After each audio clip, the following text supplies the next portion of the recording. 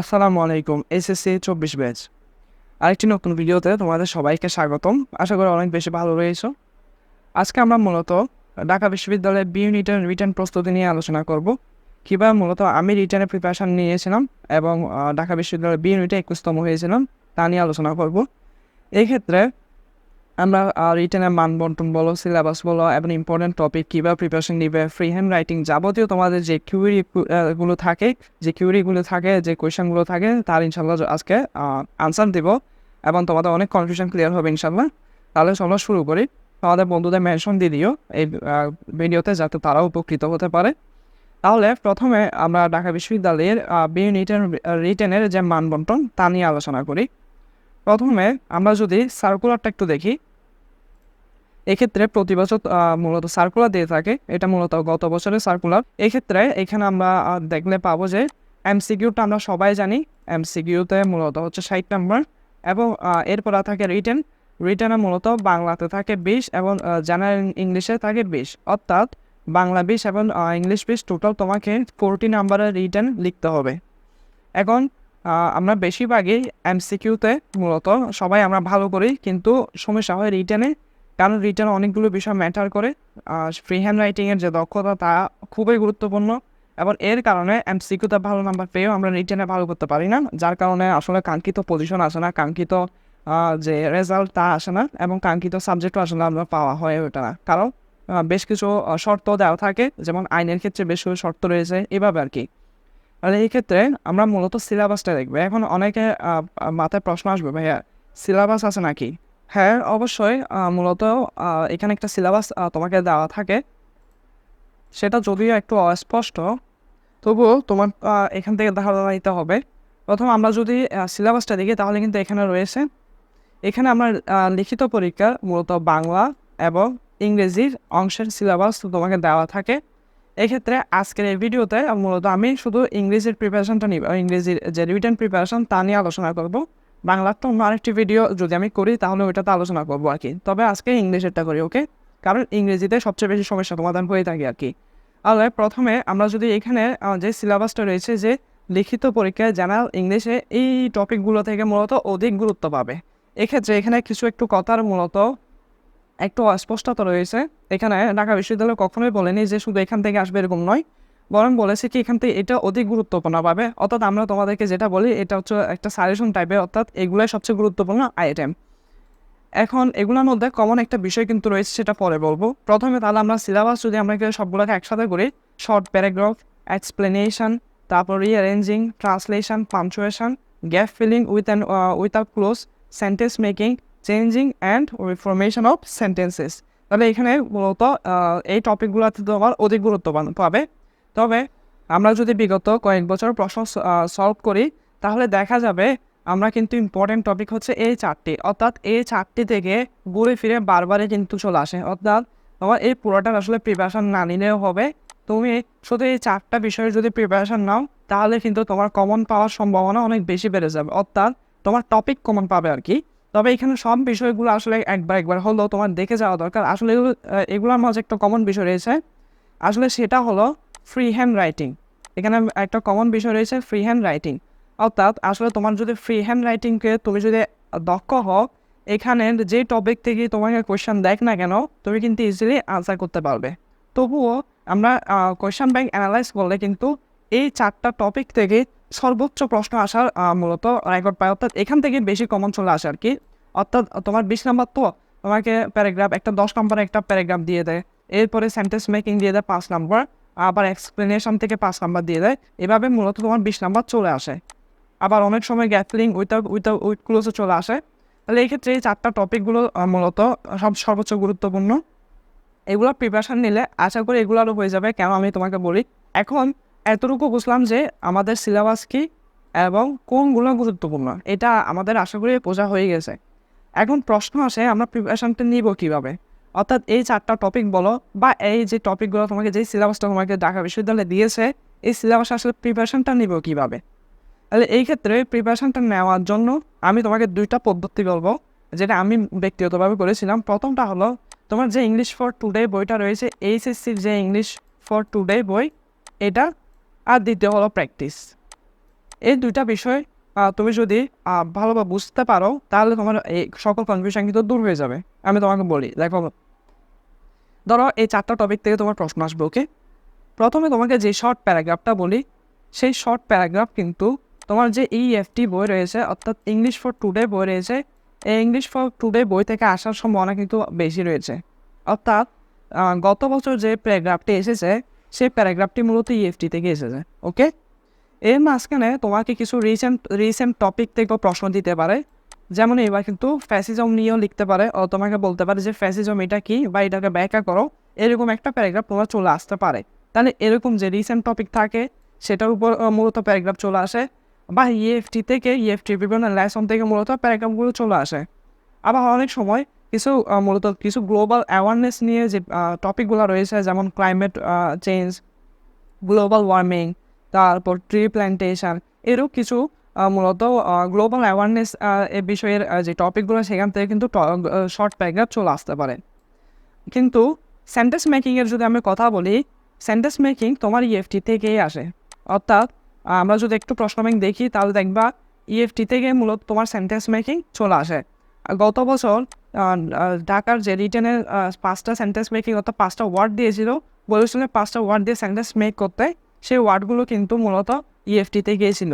তাহলে বুঝতে পারছো, সেন্টেন্স মেকিংয়ের ক্ষেত্রে তুমি যদি EFTর সকল ভোকাবুলারি ক্লিয়ার থাকে, তোমার এই সেন্টেন্স মেকিংটা একদম ক্লিয়ার।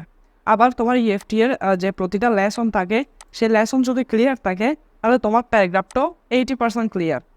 বাকি থাকবে gap filling with and without clues. এটা আসলে কমন পাওয়ার সম্ভাবনা খুবই কম, এটা কমন আসবে না। এটা কোথা থেকে দেখবে এটা কেউ জানবে না, আসলে কেউ জানে না।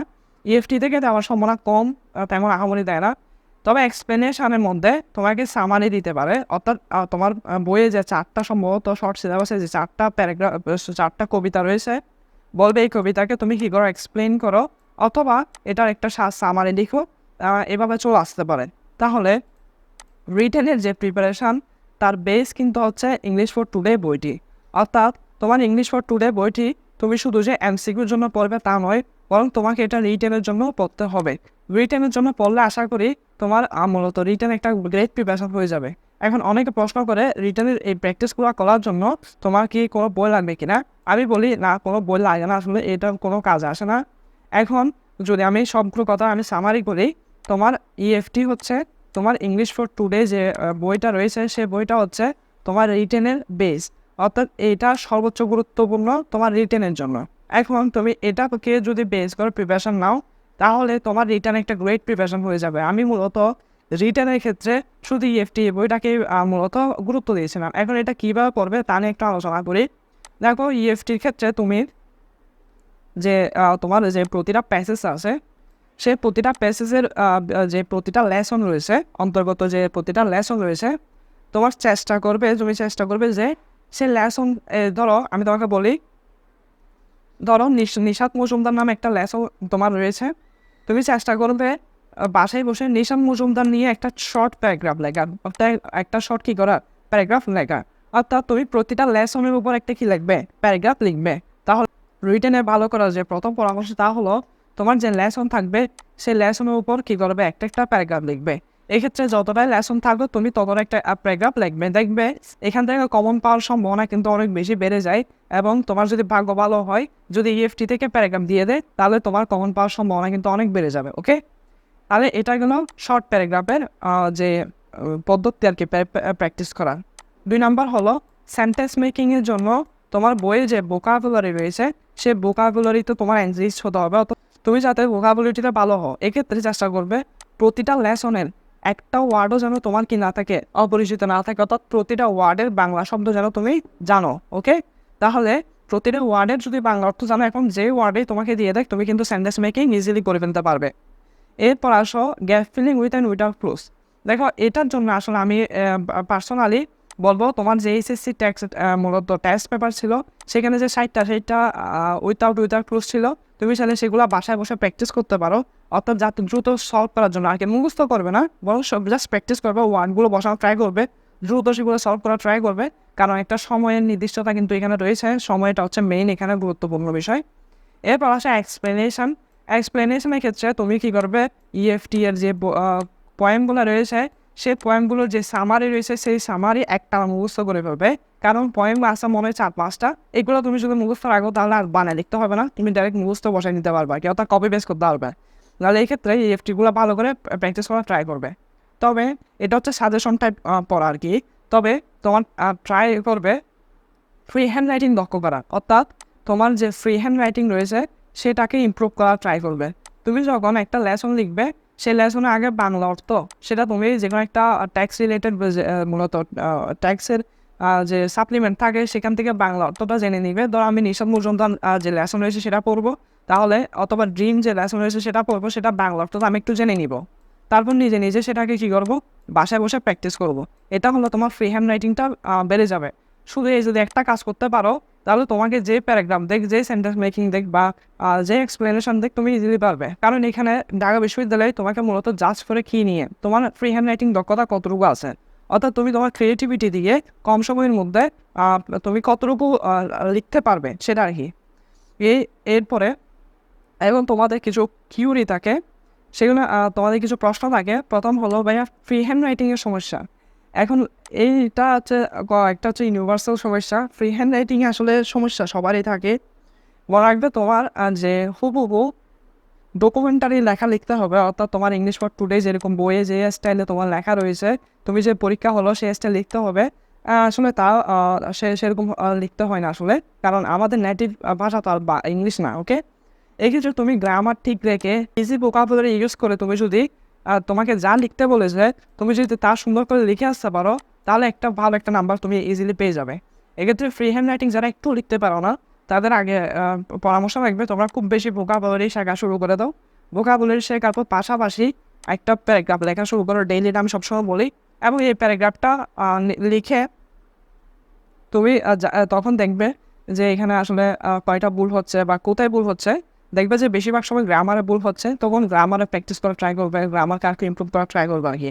এই ক্ষেত্রে তুমি কী করবে, প্যারাগ্রাফগুলো মূলত তোমার মোবাইলে লিখতে পারো, অর্থাৎ লিখে তুমি ChatGPT বা কুইলবোর্ড নামে ওয়েবসাইট রয়েছে কুইলবোর্ড, সেখানে তুমি সেটা লিখে তুমি যদি সেখানে পেস্ট করো তাহলে তোমার সেখানে গ্রামাটিক্যাল ভুলগুলো তোমাকে মূলত বের করে দিবে।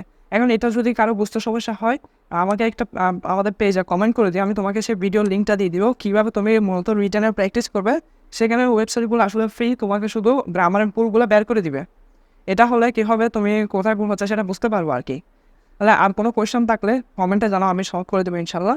মূলত আসলে এখানে আমাদের কিছু নেই, তুমি শুধু প্র্যাকটিসই করতে হবে। আমি আসলে এইভাবে প্র্যাকটিস করেছিলাম, কোনো বই ফলো করিনি, নিজে নিজে বাসায় বসে প্র্যাকটিস করেছিলাম আর কি। এবং আরগুলো আল্লাহ ভরসা। তাহলে প্র্যাকটিস করে যাও। তাহলে দেখা হবে নতুন আরেকটি ভিডিওতে। আশা করি তোমাদের আজকে রিটেনের বিষয়টা কনফিউশন তা দূর হয়েছে এই আর কি। তাহলে ধন্যবাদ তোমাদের। আসসালামু আলাইকুম।